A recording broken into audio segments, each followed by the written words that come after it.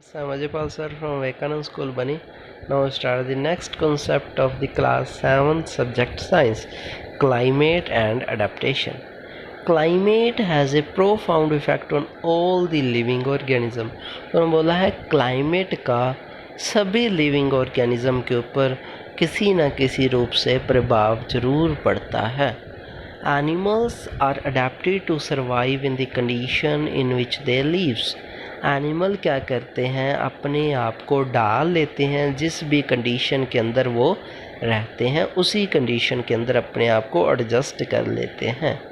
Animals living in very cold and hot climate must possess special features to protect themselves against the extreme cold और extreme heat. उन्होंने बोला है कि जो animal बहुत ज़्यादा सर्दी या बहुत ज़्यादा गर्मी के अंदर रहते हैं तो उनके अंदर कुछ ना कुछ गुण, स्पेशल फीचर्स डेवलप हो जाते हैं जो उनको उसी कंडीशन के अंदर रहने में मदद करते हैं. Recall from chapter 9 of your class 6 science book the definition of the adaptation. तो उस चैप्टर के अंदर आपको अडेप्टेशंस की डेफिनेशन दे रखी है चैप्टर 9 के अंदर 6th क्लास में. Features and habit that help animals to adapt to their surrounding are result of process of the evolution. उन्होंने बोला जो उनके अंदर नए गुण आते हैं एनिमल्स के, जिस कंडीशन के अंदर वो रहते हैं उसी के अकॉर्डिंग ये आते हैं ड्यू टू देयर एवोल्यूशन, उनके विकास के कारण. जैसे जैसे एनिमल विकास करता है वैसे वैसे क्या करता है, उसके अंदर नए नए गुण आते जाते हैं. ओके, और वो गुण उसको क्या करते हैं, उसी कंडीशन के अंदर रहने में मदद करते हैं. In chapter 9 you will learn about the effect of weather and climate on soil. आपने चैप्टर 9 में ये भी पढ़ा था कि क्या क्लाइमेट का, क्या वेदर और क्लाइमेट का क्या इफ़ेक्ट होता है. Here we will study the effect of climate on animals only. तो इस चैप्टर में हम क्लाइमेट का इफ़ेक्ट सिर्फ एनिमल्स के ऊपर ही देखेंगे कि क्या प्रभाव पड़ता है क्लाइमेट का एनिमल्स के ऊपर. In class 6 you have read about adaptation of animals to certain habits. As example, adaptation of animal to climatic condition. We discuss only animal living in polar region and tropical rainforest. As name suggest, polar region are situated near the poles, that is north pole and south pole. तो polar region के अंदर बहुत ज़्यादा ठंड पड़ती है. Some well known countries that belong to polar region are Canada, Greenland, Iceland, Norway, Sweden, Finland, Alaska in USA, and Siberian region of Russia. Examples of some countries where the tropical rainforests are found are India, Malaysia, Indonesia, Brazil, Republic of Congo, Kenya, Uganda and Nigeria.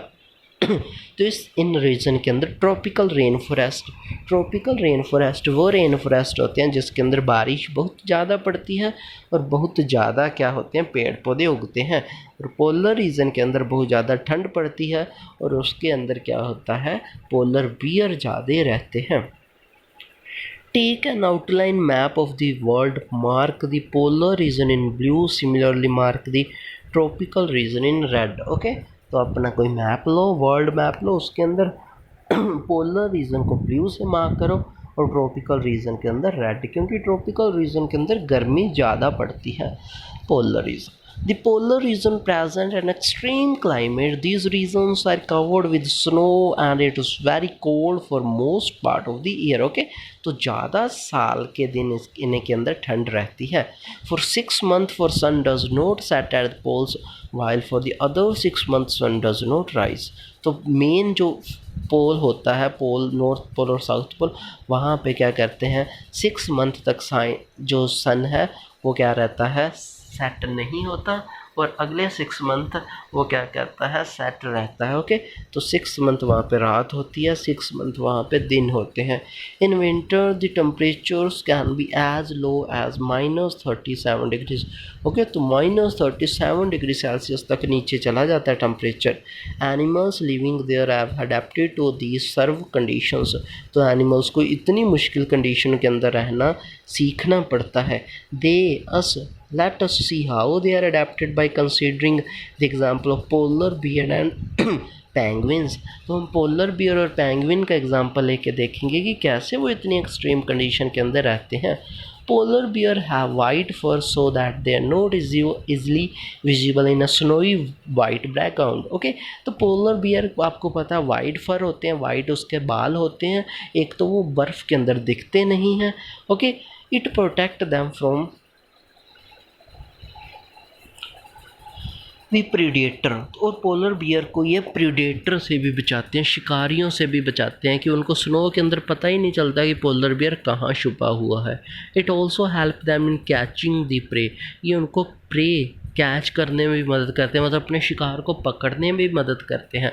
To protect them from extreme cold they have two thick layer of the fur. उनको इतनी ज़्यादा ठंड होती है तो वहाँ पे उनके जो फर की जो लेयर होती है, 2 लेयर होती हैं। They also have layer of the fat under their skin.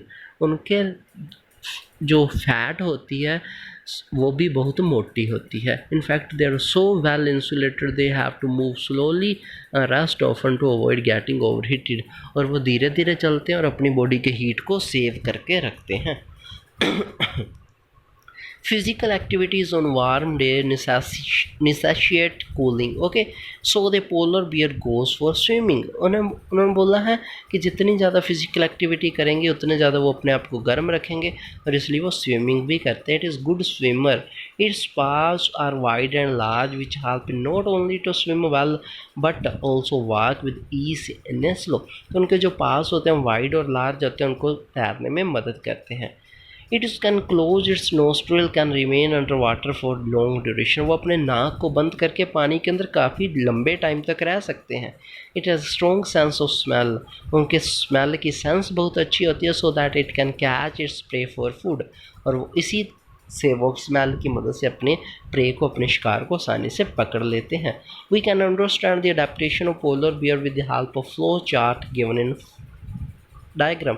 तो इस डायग्राम से आप क्या कर सकते हो, अडेप्टेशन ऑफ पोलर बियर को देख सकते हो। तो ये डायग्राम आपने क्या करना, अपनी नोटबुक के अंदर बनाना है और इस डायग्राम के अंदर जितने पॉइंट दे रखे हैं वो अभी हमने पढ़े हैं, वो आपने क्या करने हैं, वो याद भी करने और लिखने भी। आज हम इतना ही करेंगे, नेक्स्ट हम पेंगुइन के बारे में डिस्कशन करेंगे।